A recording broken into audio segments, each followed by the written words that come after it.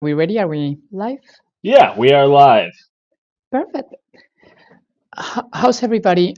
Today we're gonna be doing a very important webinar, which is gonna be our Bobcat Canby 36 new interface. Reason why this webinar is so important is because one of the biggest changes that we have included in Bobcat Canby 36 V11 is the new interface. Basically gives you a level of control that we've never experienced before on the system. We just wrote an article about it, so I'm gonna share that with you. We're gonna go to bobcat.com.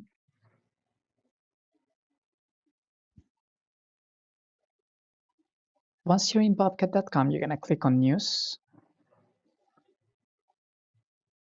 and right here on news, you're gonna find all the articles that we've written on the last couple of months about the subjects that you guys think are important.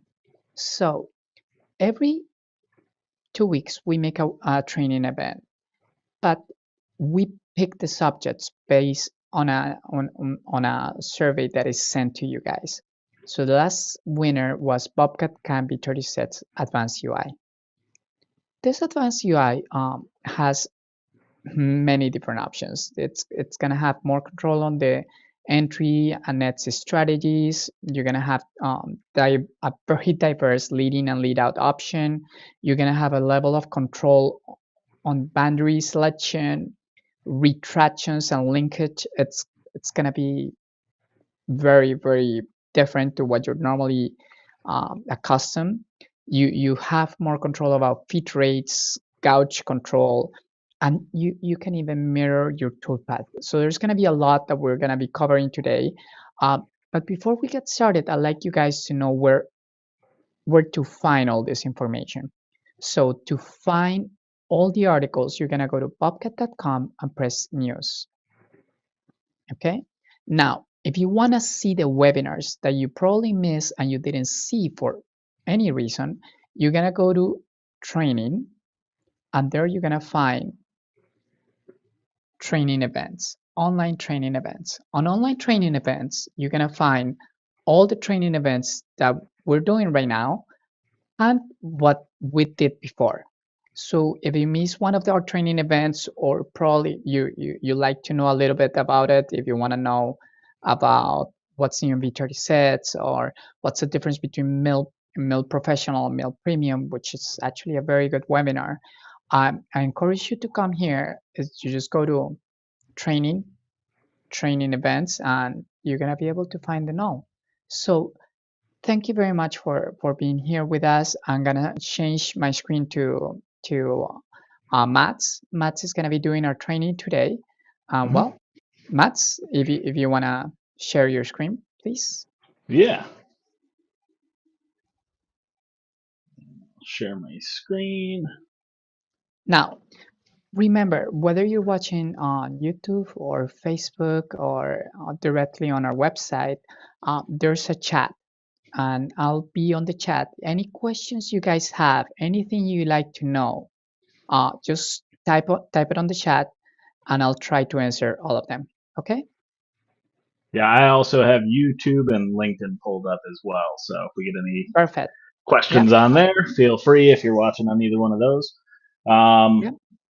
so today I was just getting started with a simpler part, but this is a part that using some of the advanced user interface functions makes this part a lot more efficient, better end product, that kind of stuff. So, very simple. We just have a slanted, filleted, piece of material here. And so normally when you go through and use the pro tool paths, you'll end up with something like this. We're going to focus on the planer. Roughing the part is roughing the part. It's going to go remove material in either case, pretty much the same way. But once you get to the advanced UI versus the standard UI, this is kind of what you'll run into. So this is the standard advanced planer, the standard interface advanced planer. And if we go in here, there's some things you have to do to even get this to work properly, to just cut to this level. That's just a little bit of work here. So if we go in here, and we right click, we'll edit this, kind of think as if we're starting off this advanced planer. Some of the things that happened with this part is we set a bottom of job to this point, and then I ended up subtracting another little bit based on the tool radius. So we used the tool radius, subtracted that, and then I just added another 100,000 just to make sure it could complete that cut, fully down the wall. Now, this is kind of where the limitation comes in, because if we set the bottom of our job, based on this point right over here, we'll just go back and pick that here. So the bottom of job is set to this point. That means that the bottom of the job for the entire cut is going to be the same Z level right here. And so obviously going based on the tool radius, we're actually down here. And so you'll see that that's kind of where the tool path's going to. And so if we cancel out of here and we cancel out of here, I'll just show you a quick simulation of this part. And one of the things we're going to notice is the tool path is basically going to be rubbing the part the entire time it's making that cut happen. The planer, probably one of the most common tool paths people use, especially for just general cleanup like this here. You can get a nice consistent finish and all that, but it's really something more, with the advanced user interface, you can kind of expand on how you can use the tool paths that have already existed, stuff that you're already used to using. And so this does not have the rough going in here. So we're going to see just the tool, kind of enter the material here. Let me get the focus onto the workpiece so we can kind of see this here. And you're going to see it's just going to keep working its way over, but it's always going to go down to a specific depth. So if we're going back over here, we're going to see it's going all the way down to that same line, basically lining up where, our starting point was, or, our bottom of job, rather, not the starting point. But you'll see it's all coming down to this same Z level. If we get a front view of that, and I'll just speed it up on through here, we're going to get a little... This is a standard interface, correct? This is using the standard interface. And so we're seeing right here, you can just see it even in the simulation, the tool is coming down and it's barely making contact, and that's going to mess with the finish on the part. Now, if you don't want to, have any issues with the finish on the part, this may be something you have to go end up polishing afterward, that kind of stuff. We have several people on the webinar today. I'd like to ask our viewers: is anybody having this problem? Is this something that's happening to you guys? Like you're using a slice planer and you're cutting it, and it's just not taking the whole the tool information or the tool radius into consideration. So you're not having the perfect finish. Is this something that's happening to you guys right now? While we get answers, you can keep going. Yeah. So that's pretty much, and I should have asked that question. I appreciate you asking that, Tatiana, because that's really, that's really, one of the things that people encounter is like, this may not be an issue because you could go polish it. It may not take a long time to polish that off. We could just end up with the correct finish also, and that's a much more preferred option for me. And so we'll jump out of the simulation here, and we'll just jump back over to basically what the advanced user interface allows you to do. And we'll jump into the settings so you can kind of see. So this is the standard user interface advanced planer. And you'll see in the standard user interface, obviously this is the standard one that everyone should kind of be used to, where you have, your patterns, parameters, all these different tabs in here, so you can kind of set up what you're doing with your, with your tool path. Whereas with the advanced planer, we're gonna just edit, and then we'll kind of get back to the same spot, so you can go through here. It's the same 3-axis wizard. You pick your machining strategy, and then once you get to the actual tool path, you have the option to pick between the standard UI or the advanced UI. So I'm going to jump down to the advanced planer, and I'm going to open up the advanced parameters here, and this is what this looks like. So this is the advanced user interface, and really, if you take the time to look at what you're, kind of what you're setting up, what these pages in front of you are covering, it, the intimidation factor of, oh, this is a new menu, this is something new I have to learn. A lot of this stuff is going to be basically the same thing that you're already used to. Some of the verbiage may be a little tiny bit different, but that's really it. So if we go over to the surface paths here, I really want to yeah, touch on what you just said. yeah, It might seem overwhelming when you come in here and you see all these new pictures and buttons but remember that most of you that have purchased the product on the last year have 8 hours of training. So at any point, if you guys feel like you wanna get some training just on this advanced interface, it's worth it. It's worth it. Okay, absolutely. so all you have to do is you can talk to the person that to Adam, who is our onboarding person, or you can write to support, or there's different ways you can schedule your training. But I really, really encourage you to just take an hour of training dedicated to this advanced interface, because it's gonna be worth it. Everything that we're gonna see today, you're gonna, at the end of the day, you're gonna see how it's very helpful. Okay, let me continue. Yeah, on that same point, and I feel like this is something, Tatiana, you and I have discussed in the past. This is something that we discuss with, people internally, but also our customers. That if you're working with something that can give you better results with either the same or less work, let's go that route, right? And so that's kind of what a lot of this information is, it's doing similar things to what our standard interface does, but in some cases you have a lot more options. And so on one of the other parts I'm going to get to, you'll see how those options can actually affect things like the tool staying down. And it really is, if you do have the online training, take advantage of it.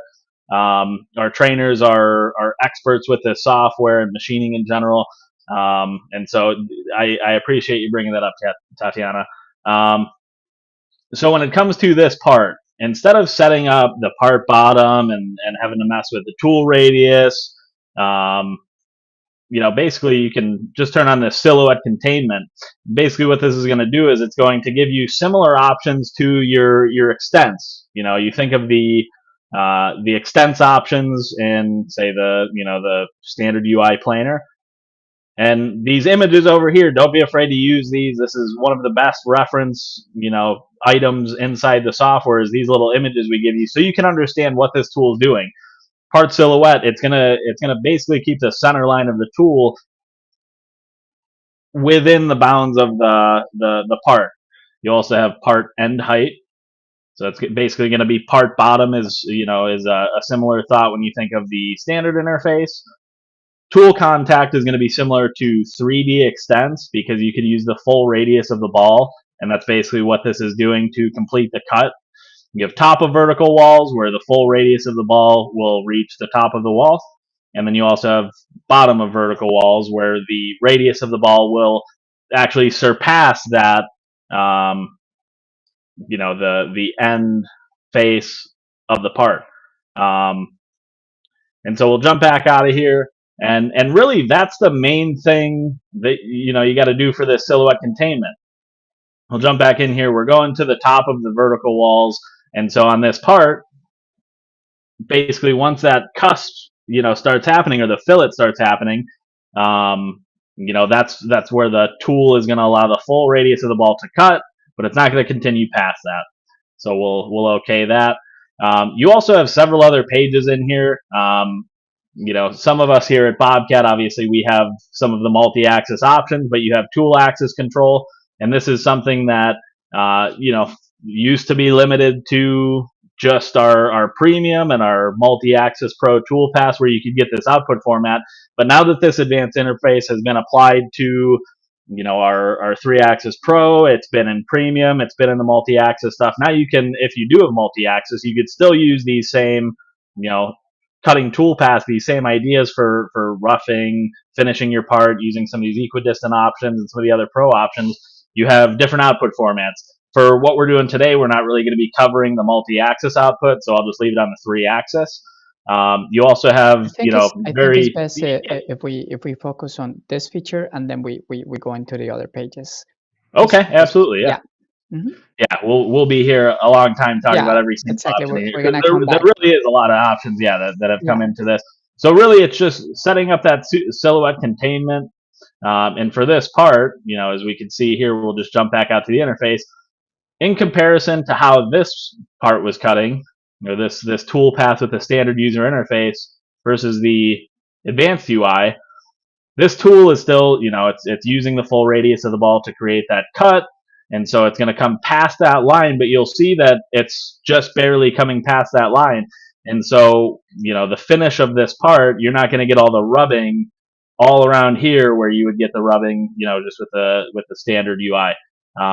We'll show a quick simulation of that, and then we'll jump Also, into the next part. there's gonna be less tool traveling, so that's gonna be Yeah, helpful as well. yeah, that wasn't even something that I really thought of. It's like, just the fact that, oh, now I'm gonna have to take this part off and go do some secondary process to finish it.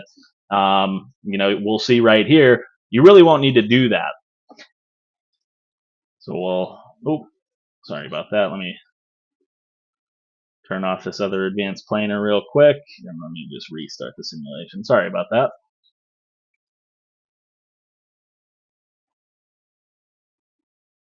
All right, we'll slow it down a bit. And so we're basically going to see a similar tool path. It's just going to go, to where that edge is, that very subtle edge that we have there. We'll continue down, and we'll get a nice front view of this, and see we're not coming all the way across like we were on the last tool path. Obviously, this is a pretty simple example, but you can see it with your eyes, the difference that it makes between the standard interface and the advanced interface. So we'll jump back out of the simulation and we'll jump into another part file. This one is going to be covering a couple different concepts that we have in here. So we jump out of the simulation here. Okay. Well, he's setting up the next part. I'd like to know, do you guys have any questions? And was this feature understood? It's very important to understand all these things and see the power of what you're getting in your new app, right? So if anybody has any questions, please don't hesitate. We're here to answer all your questions. Yeah, absolutely. Tatiana's keeping an eye out while I'm presenting. I'll keep an eye out while she is. But yeah, we're definitely here to answer any questions you got. Jumping into this other part here, this is basically just going to be like a fishing lure mold idea. And so we have, similar setup here where we have the standard user interface.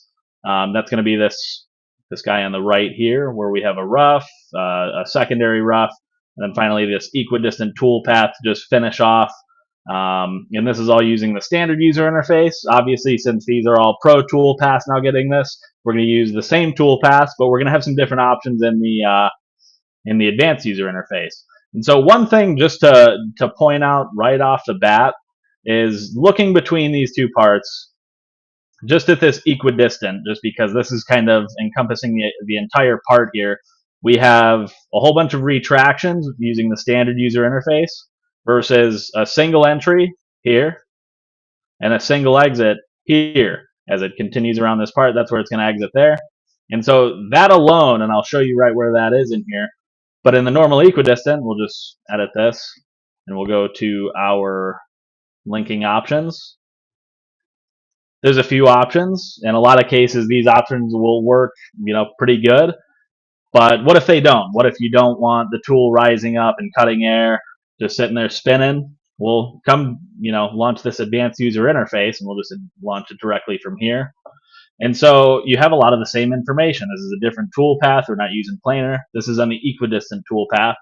And so we have, the surface paths, all the same information, the tool axis control, and we'll just jump over to the the linking tab. My apologies. So now that we're in the linking tab, you can see how this differs from, that standard link page on the standard user interface. You have tons of options in here for, different ways to enter, for the first entry, the last exit, And then this is kind of the important stuff here. You have different options for changing these, tool paths for either retract out, connect using a line, follow the surface, blend the spline, to, basically interact with the two surfaces you're going along. Um, you know, there's several options, shortest path, step up. And so basically you'll have a lot more control over each individual instance that this is going to be considering for how it's going to link toolpaths together with the two different areas, say, from the tail getting cut here in these lower surfaces where it's only making a pass or two versus the little rib cuts on the side where it's making multiple passes down in the depth. How is it going to link those together between I think slices? You have that's the biggest difference between the prior interface and this one.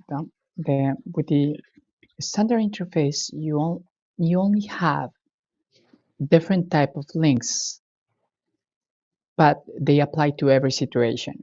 So no matter if you're linking a gap or if you're linking a retraction or if you're linking a tool change, or every situation, it's gonna have the same link type. Yeah. On the advanced interface, it allows you to set up a different link type for the different scenarios. So it's very important to understand the level of control and how that's going to help you reduce the tool traveling in the air. That's going to be very, very important. So please, if you're watching the webinar right now or you're watching it later, go into your advanced interface, check this page out, the link one, and see how you can apply different kinds of links depending on the situation. And I think that's the biggest thing. Yeah, really, that's kind of my idea as well. Come get your feet wet a little bit with these different options in here, because there's going to be different scenarios where one may work better than the other, and then you might try another one and that one doesn't work at all. Some of these options, they'll give you basically the control that everyone's been wanting. Having 3 or 4 options for retracting or linking together and those kinds of things, it may work for a lot of different projects, but there's some projects where you need this control. You need it to, retract out and come back over. There's scenarios where it is helpful where the tool retracts. And so now you have control over every one of those scenarios. And so that's kind of one of the things that I wanted to touch on with this part file. You also have one of these features that's been requested for a good little while. We've had a lot of people talk about it. And it's this mirror function. And this is just another one of the tools that's inside this advanced interface that, really you don't have any access to do this kind of stuff in the standard interface. So this is kind of one of those places where you would basically need to. And so using this part, we have a mold. And so we'll come in here, we'll basically tell it how we want it to mirror this part. And so, say we want it, left to right like this. Maybe we want it up and down. And so we'll select a line. We'll hit OK. Just go hit OK. We'll get out of the advanced user interface here by hitting OK, and then we'll compute that. And this is just going to be that equidistant toolpath that's getting mirrored over. But now you have that same toolpath just mirrored over with the check of a box and the selection of a line. It's pretty easy to figure out. You also have, you could just mirror it based on the axis and things like that. I just kind of wanted to show it off of here so you could kind of see. Something that is important here. Yeah. It's not only that it is doing the mirror, but it's also doing the linking between the two parts. Yeah. So yeah, and you can see that right here. Yeah. If we didn't have the mirror option, what we will have to do is mirror the solid, and after mirroring the solid, select the geometry and do the whole computing process. Yeah, now, all in the CAD side of the software too. Like you have to go mirror this. It's a process to do that. I did it here. and and that's just moving it left to right. Yeah. So now you could definitely do it on the normal interface, but the difference here is that by using the advanced interface and mirroring it, you're doing the linking between the two parts, and that's very helpful too. Yeah. Yeah, really this advanced user interface opens up the control that you have a lot more than the standard interface. I think personally a lot of people will still use the standard user interface for most jobs. Maybe not most. A lot of their jobs will still be using the advanced, or I'm sorry, the standard interface. I'm going to keep getting mixed up between them now because I keep saying both of them. But on the standard interface, um, you do have the options to do quite a bit of control of how the toolpath is going to be cutting. This just amplifies that by so much that when it's needed, come use it, right? You don't need to do every single part in here, but I think a lot of people will be switching over to this just to make sure, some of these things are happening the exact way they want. And that's gonna bring me over to my third, part in this video here. So we'll jump out of here. And I this one, think like I I said, think we missed you for a minute. You were talking and then we couldn't hear you. So if you can repeat whatever you were saying a minute ago. oh, the Yeah, you it froze. looks like your camera just went down. But yeah, so really, all I was saying is that's kind of what I was showing on this part file here is you have some of these options to just conveniently bounce geometry over with that mirror toolpath. You have a lot of control over the linking moves here. Just looking at that view, you can see it just the two lines versus the kind of the many. Um, and really, that's all I was doing with these two parts here. I also have one other part, and that's kind of what it was leading me to. If you're looking for a little bit more, control with the entry. So this is a part that most of our customers, if you've been with us for a while, you've seen training using this part because it's a really good 3-axis part. It's got some detail. It's got some simple stuff like drilled holes. And so one of the things that has been requested quite a bit in the past is why can't I set up my own lead-ins, right? I know how I want this to lead into the part. Why can't I have it just kind of walk its way in there the way I decide? And so that's another one of these functions in here in the advanced interface. This is on one of the premium toolpaths, but this is still something that I think is a pretty important feature here. So jumping back into this advanced interface, this is the premium wizard, so you don't necessarily have to go in and specifically launch. It's just part of the inlaid interface here.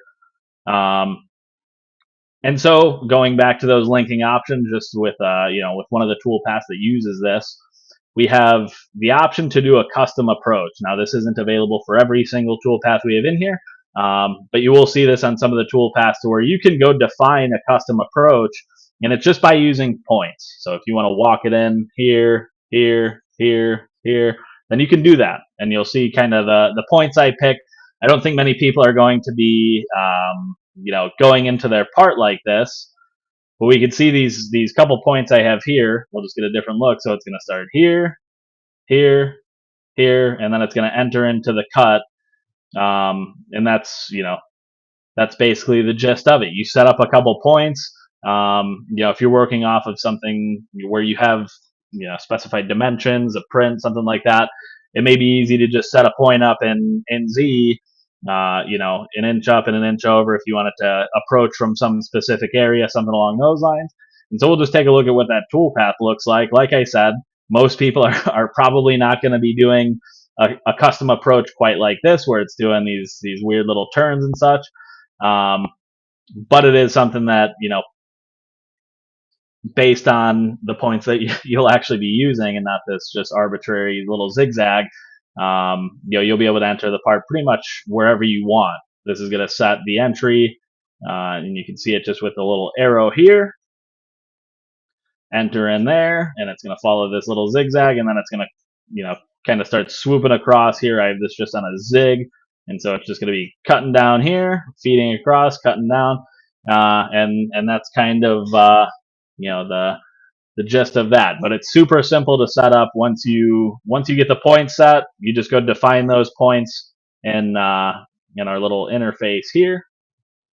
Yeah, Pop that we back come open back to real the quick.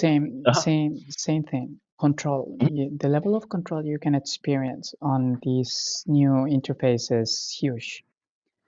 Huge. And it's That's something that you just couldn't do. There's no way you can pick how you want to approach a part. You just have a specific set of standards that are on our interface.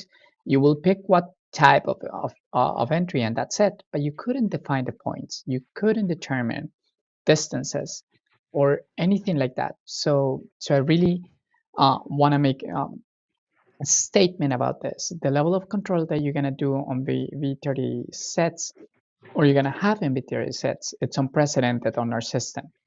Now, uh, if you're a Mastercam user, or if you're uh, you're migrating from another system, you might be familiar with this level of control. So it's gonna help you just get the same amount of work or type of work you were doing before.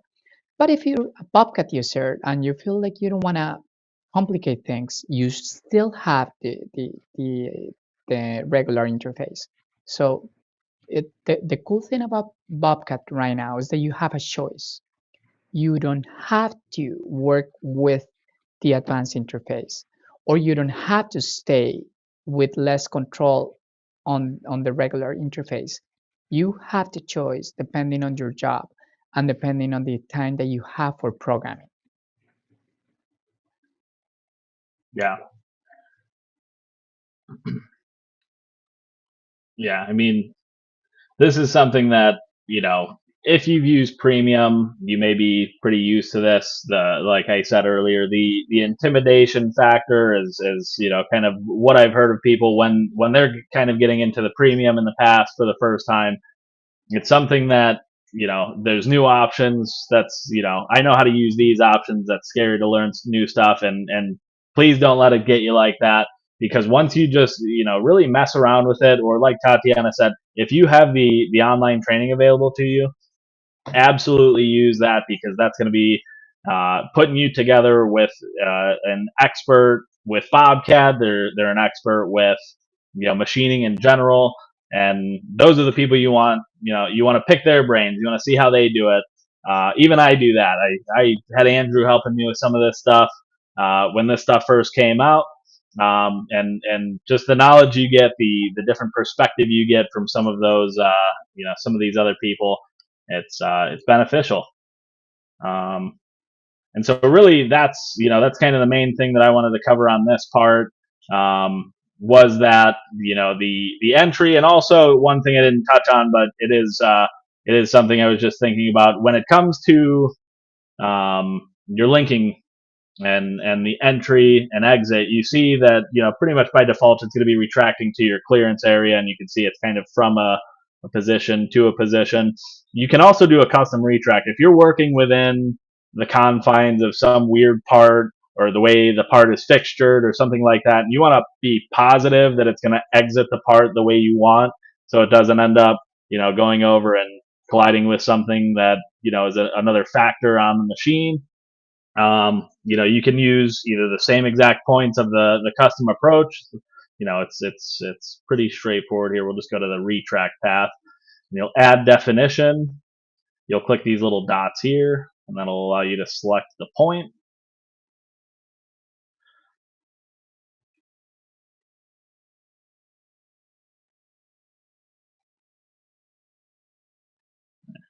Grab one of those. Anyway, you select the point, and it will give you the definition of that specific point. You can also just input the numbers in there, to where if you wanted to, say X1, Y0, Z2, we'll just have it exit at that point. I don't know if that's an exact point, but we'll compute it anyway. And so we'll see this is where it's retracting to at the end. If you just, if this was one of those scenarios where you wanted to get it, way out of the way, obviously defining the points on the screen is going to be a little bit easier based on where that part is and everything. But that's kind of the gist of it. You set up those points, You can set up multiple points to exit based on. So if we wanted this a little more zigzag like the other one, basically just set those points down. Um, really, that kind of covers everything between these couple part files here. And does anyone have any questions on any of these functions I've covered? Any of No, the stuff that you see in the advanced user interface? Anything like that? Type them in. it seems We definitely got time. it seems like you're very thorough because we have no questions. Yeah, I can't be that thorough. Come on, guys. There's got to be at least one question.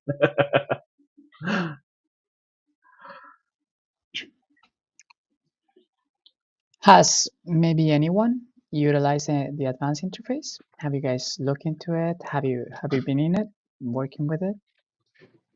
Yeah, I know quite a few people have gotten into the past couple weeks in support of people requesting their licenses, and it's been very busy. So Yeah, so hopefully because some people have gotten up to check up this to this out. Yeah. point, we almost have 200 people that have requested their 36 license. So I'm sure some of them have gotten into the advanced interface.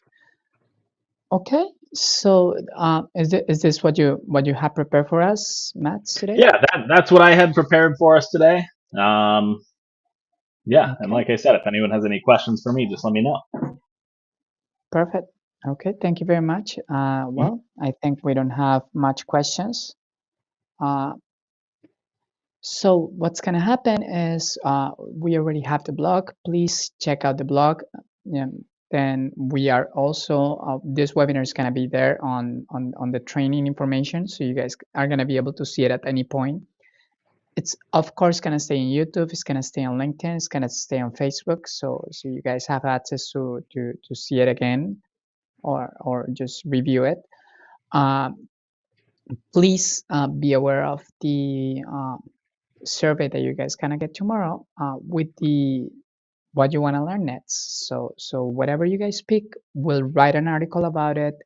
We'll do a webinar about it, and well, again, we'll love you for to participate and talk to us. That's what these webinars are about. The idea is if you guys ask any kind of questions, if you guys participate, oh yeah, here's a good a good question. So we have price. Somebody's asking the price. Well, our Milk Pro, you can buy it as a.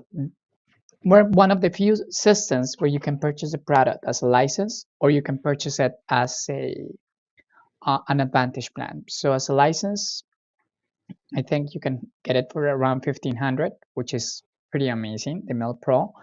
But as an Advantage plan, you'll get 8 hours of training, you'll get the next version, and you'll get the support included. So I really encourage that. Just give us a call. Maybe you can share with us our website and where to contact us. How can they chat with us or contact with us? Yeah, yeah. Let me get a window open here. So obviously, at any point, if you just go to bobcat.com, that'll bring you to the main page here.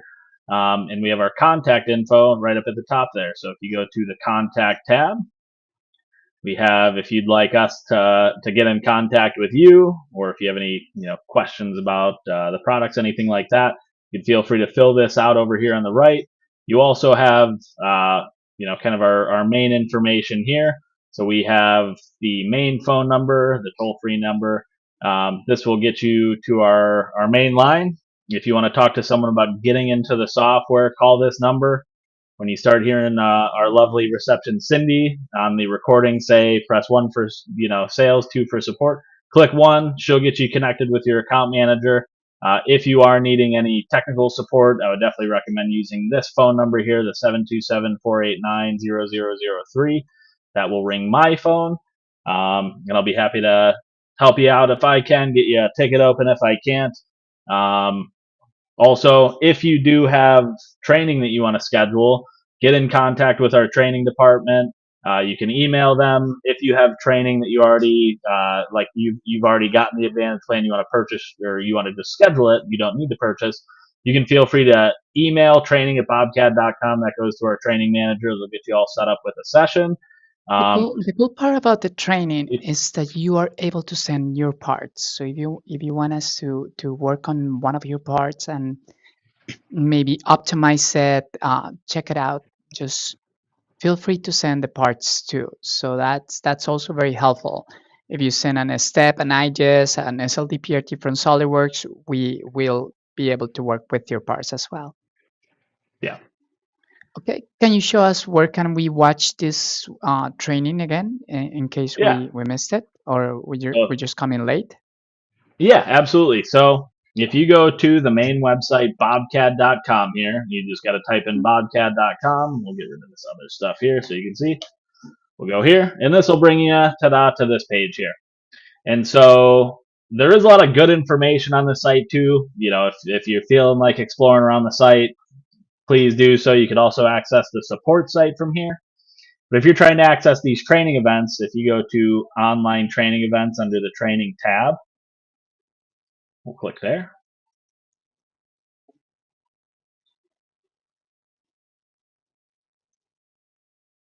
And here And is the video that we're actually, watching. there we Yeah. are. There we are.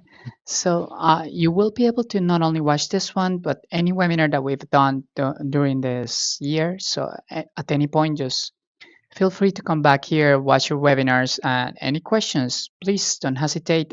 You guys are gonna get your survey tomorrow, and well, see you on the next webinar, which is gonna be on the 1st of November. Okay, perfect. Thank you very much, Mats. This was really good. Thank you, and thank everyone that that attended this. If anyone has any questions or anything like that, obviously get with us if this training ends, and we'll talk to you guys later. Okay, thank you very much. Have a good day. All right, you too.